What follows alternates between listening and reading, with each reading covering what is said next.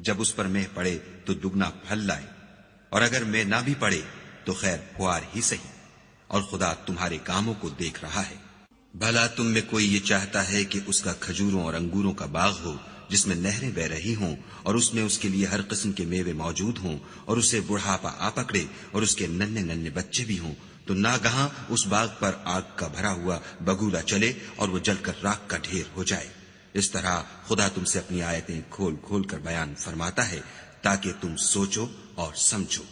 مومنو، جو پاکیزہ اور عمدہ مال تم کماتے ہو اور جو چیزیں ہم تمہارے لیے زمین سے نکالتے ہیں ان میں سے راہ خدا میں خرچ کرو، اور بری اور ناپاک چیزیں دینے کا قصد نہ کرنا کہ اگر وہ چیزیں تمہیں دی جائیں تو بجز اس کے کہ لیتے وقت آنکھیں بند کر لو، ان کو کبھی نہ لو، اور جان رکھو کہ خدا بے پرواہ اور قابل ستائش ہے۔ اور دیکھنا، شیطان کا کہا نہ ماننا، وہ تمہیں تنگ دستی کا خوف دلاتا اور بے حیائی کے کام کرنے کو کہتا ہے، اور خدا تم سے اپنی بخشش اور رحمت کا وعدہ کرتا ہے، اور خدا بڑی کشائش والا اور سب کچھ جاننے والا ہے۔ وہ جس کو چاہتا ہے دانائی بخشتا ہے، اور جس کو دانائی ملی بے شک اس کو بڑی نعمت ملی، اور نصیحت تو وہی لوگ قبول کرتے ہیں جو عقل مند ہیں۔ اور تم خدا کی راہ میں جس طرح کا خرچ کرو یا کوئی نظر مانو، خدا اس کو جانتا ہے، اور ظالموں کا کوئی مددگار نہیں۔ اگر تم خیرات ظاہر دو تو وہ بھی خوب ہے، اور اگر پوشیدہ دو اور دو بھی اہل حاجت کو تو وہ خوب تر ہے،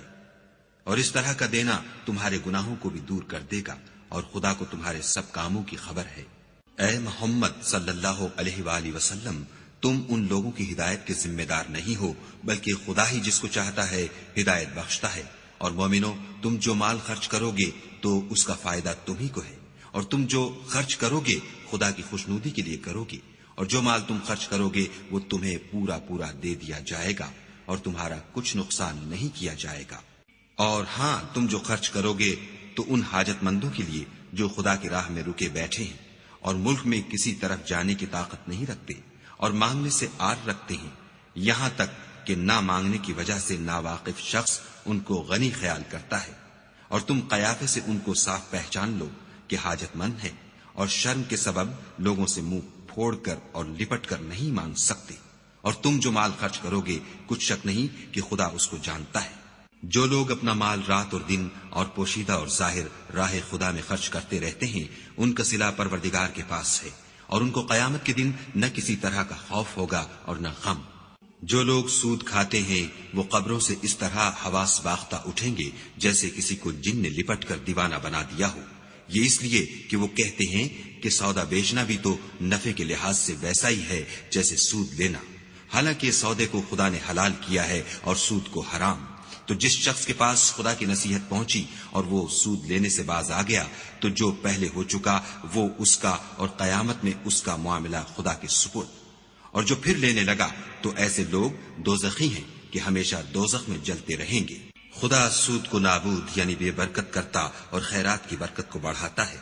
اور خدا کسی ناشکرے گناہگار کو دوست نہیں رکھتا۔ جو لوگ ایمان لائے اور نیک عمل کرتے اور نماز پڑھتے اور زکوٰۃ دیتے رہے، ان کو ان کے کاموں کا صلہ خدا کے ہاں ملے گا، اور قیامت کے دن ان کو نہ کچھ خوف ہوگا اور نہ وہ غمناک ہوں گے۔ مومنو، خدا سے ڈرو، اور اگر ایمان رکھتے ہو تو جتنا سود باقی رہ گیا ہے اس کو چھوڑ دو۔ اگر ایسا نہ کرو گے تو خبردار ہو جاؤ کہ تم خدا اور رسول سے جنگ کرنے کے لیے تیار ہوتے ہو، اور اگر توبہ کر لو گے اور سود چھوڑ دو گے تو تم کو اپنی اصلی رقم لینے کا حق ہے، جس میں نہ اوروں کا نقصان اور نہ تمہارا نقصان۔ اور اگر قرض لینے والا تنگ دست ہو تو اسے کشائش کے حاصل ہونے تک مہلت دو، اور اگر زر قرض بخش دو تو وہ تمہارے لیے زیادہ اچھا ہے، بشرطے کہ سمجھو۔ اور اس دن سے ڈرو جب کہ تم خدا کے حضور میں لوٹ کر جاؤ گے، اور ہر شخص اپنے اعمال کا پورا پورا بدلہ پائے گا، اور کسی کو کچھ نقصان نہ ہوگا۔ مومنو، جب تم آپس میں کسی میعاد معین کے لیے قرض کا معاملہ کرنے لگو تو اس کو لکھ لیا کرو، اور لکھنے والا تم میں کسی کا نقصان نہ کرے بلکہ انصاف سے لکھے، نیز لکھنے والا جیسا خدا نے اسے سکھایا ہے لکھنے سے انکار بھی نہ کرے،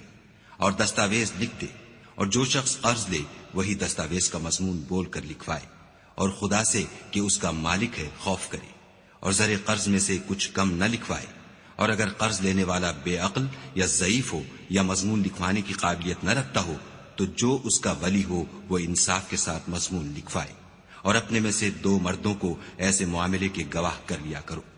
اور اگر 2 مرد نہ ہوں تو 1 مرد اور 2 عورتیں جن کو تم گواہ پسند کرو کافی ہیں، کہ اگر ان میں سے ایک بھول جائے گی تو دوسری اسے یاد دلا دے گی، اور جب گواہ گواہی کے لیے طلب کیے جائیں تو انکار نہ کرے، اور قرض تھوڑا ہو یا بہت اس کی دستاویز کے لکھنے لکھانے میں کاہلی نہ کرنا۔ یہ بات خدا کے نزدیک نہایت قرین انصاف ہے، اور شہادت کے لیے بھی یہ بہت درست طریقہ ہے، اس سے تم کو کسی طرح کا شک و شبہ بھی نہیں پڑے گا۔ ہاں اگر سودا دست بدست ہو جو تم آپس میں لیتے دیتے ہو، تو اگر ایسے معاملے کی دستاویز نہ لکھو تو تم پر کچھ گناہ نہیں، اور جب خرید و فروخت کیا کرو تو بھی گواہ کر لیا کرو، اور کاتب دستاویز اور گواہ معاملہ کرنے والوں کا کسی طرح کا نقصان نہ کرے۔ اگر تم لوگ ایسا کرو تو یہ تمہارے لیے گناہ کی بات ہے، اور خدا سے ڈرو اور دیکھو کہ وہ تم کو کیسی مفید باتیں سکھاتا ہے، اور خدا ہر چیز سے واقف ہے۔ اور اگر تم سفر پر ہو اور دستاویز لکھنے والا نہ مل سکے تو کوئی چیز رہن باقبضہ رکھ کر قرض لے لو،